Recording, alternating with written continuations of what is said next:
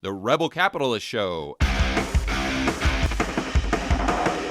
How do we have a soft landing from a standpoint of society? And what I mean is, I discussed this with Neil Howe, and he says at the end of every fourth turning in the United States, you had war. And I said, okay, so we're at the end of a fourth turning now. Does that mean that this has to end in war? And he said, well, I can't predict the future to that extent. I can just tell you that every single time in the past, that's been the result. Yeah, I And mean, not necessarily, right? I mean, but I guess how does that, if that divisiveness continues to get worse, which I think it will, on top of people getting pissed off because they can no longer afford to put food on the table, yeah. they no longer can afford rent, they no longer can afford these energy prices. When you combine those things all together, this powder keg, how can we avoid that war scenario? How can we have a soft landing where people wake up to this insanity and we get off this road to serfdom and kind of back on the road to freedom and liberty? Well, the problem is the more people that wake up, the more likely we are headed to war, right? Because we have Yeah. more and more people waking up and doing that. I think, and speaking of war, just on a geopolitical level, I mean, we're rapidly moving towards war, both in the Ukraine with Russia and Taiwan and with China right now. Right. I mean, this is like escalating at a rapid rate. It almost looks like they're both signaling to each other, like, let's move at the same time. If we both do it at the same time, what's the US going to do? They know that we have an inept leader, and that's what a lot of people that I've been talking to that are really paying attention to this think is going to happen, and that would be war, in these two other countries. How dependent, maybe you know this, maybe you don't. How dependent is Western Europe right now on the energy coming in from Russia? So if Putin just turned off the taps, what happens? Yeah, completely. I mean, they're begging. I don't want to name names, but somebody very, very, very respected that I was sitting down with this weekend said that they think that it's so dire that they think, and this is a little bit far out there, but they think Germany would be willing to leave NATO to team up with Russia because they need that energy.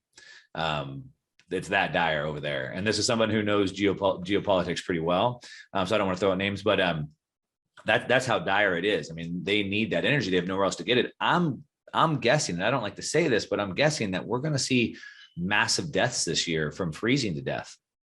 And it's not just freezing to death that we'll see this year, but then the natural gas is also needed to make fertilizer.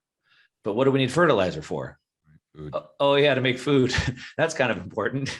And so, these are leading indicators, right? So if we don't have enough fertilizer today, that means next year we don't have enough food. And so this doesn't just get resolved magically overnight. So the energy crisis is massive. The Europe is heavily dependent on Russia for their natural gas. And if Russia doesn't help them out, I mean, people are going to be freezing to death this year. Yeah, that's a scary thought, isn't it? And so then a lot of them might be willing to just like, hey, we're going to hold back, let Russia do what they do with Ukraine, because if we don't let Russia do what they do with Ukraine, then we're not going to get the energy that we need. Yeah. And same with China. I mean, if China wants to go against Taiwan, I mean, is the US going to stand up to them? I mean, Biden said that they would, but back to how dependent are we on China? We found out in March of 2020 that we can't even make PPE, which is ridiculous. But even more importantly, our antibiotics, 90% of our antibiotics come from China.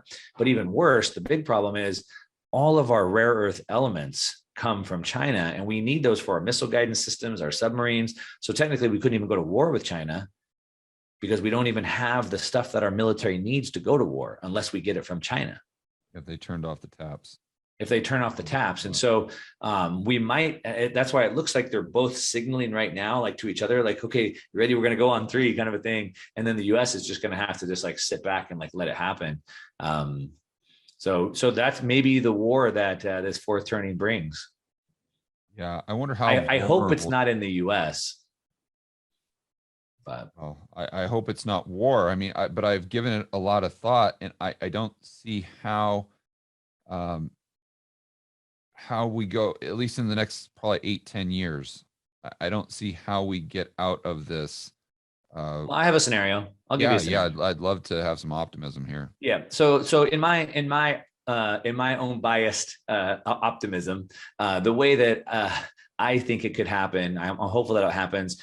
I believe that obviously the world's trending towards totalitarianism, but using the history of cycles, it gives me a little bit of a different picture. So obviously the world is trending towards centralization of totalitarianism. Yeah. I don't believe what breaks the grip of that or the trend of that is war. I believe what breaks the trend of that is competition. And so New York and California were competing to see who could be the strictest states. Texas and Florida outcompeted them. They stole all their businesses. They stole all the value creators, and both governors found themselves on the chopping block. Right. That's like a small example. A bigger example is like what's going on in El Salvador right now today.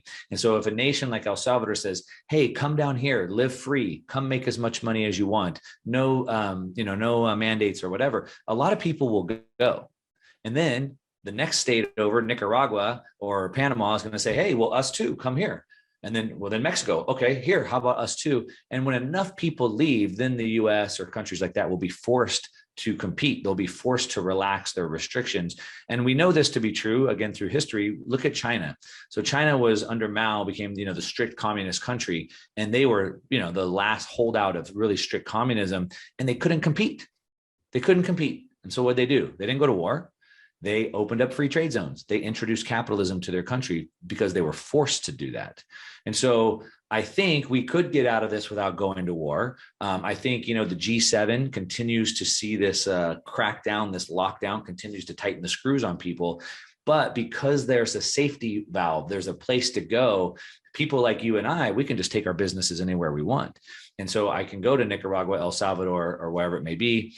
And I think in a relatively short order of time, we could see massive change. And my optimistic viewpoint, I think by the end of the decade, we could really see the whole power structure shift. Because remember what I was saying before, when you look at the mega politics, it's always about when the power of balance, the balance of power shifts. It's always what shakes us up. And the balance of power is shifting right now. Two things that are happening. One, the internet and this information age. So going back to the meme warfare, right? So if we go back to the 1500s, it was, as I started out saying before, right? When the printing press came out, it shifted the power balance because now people had the information, right? The internet kind of gave us that.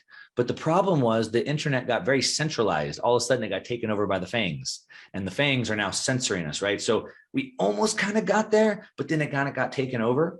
But it's still helping because today CNN is the #1 news station in the world, or at least in the United States. Anderson Cooper is the #1 show. He gets about 600,000 or 700,000 views. I think Tucker Carlson has to get more than. Or maybe that doesn't matter. That it's not. Maybe Tucker Carlson. But anyway, but just CNN though. But back to CNN, I was looking at their numbers. So yeah, Tucker probably gets more. But Anderson Cooper on CNN gets about 600,000 or 700,000 views. In the 25 to 45-year-old range, he gets about 100,000 views. You get more than that, George. I get more than that. You got Joe Rogan getting 200 million. Yeah. Right. Yeah. And so the internet has shifted that. We can see the emperor has no clothes. We can see that they're removing the dislike button because of Biden videos. Right.